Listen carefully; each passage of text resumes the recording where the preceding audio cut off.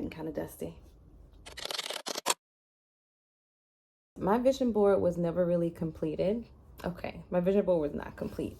I intended on getting back to this once I had a moment with myself and found clarity and knew exactly where I wanted to go.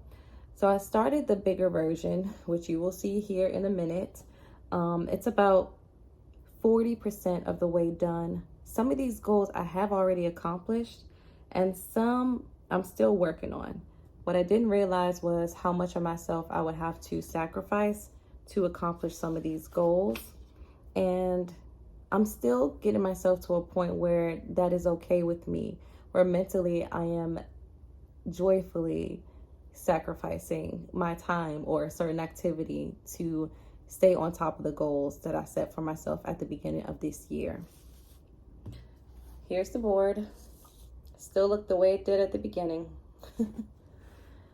Now, one tip that I did mention in this video was to make a mini version of the same vision board. I am going to be honest, I likely won't complete this large version of the board. But I have taken a sheet of paper, which I'll probably upload in a future video, and written out a list of goals and things that still matter to me. I realized out of about 20 big goals that I had at the start of the year, there's really only about 3 of them that matter the most to me. And the rest of them, maybe they'll come back in the future, maybe not, and that's okay. Because life does change, and so does my desires sometimes.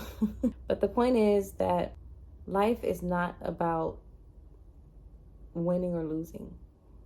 At the end of the day, you want to finish well. You want to find joy in whatever direction you decide to go in. Yes, it's always amazing to have these large goals and dreams and aspire towards something. And as creatives, being created by a creator, it's almost inevitable that we'll be fulfilled living this life without creating something. But do not shame yourself for falling off. Just take one small micro habit and pick that one back up first.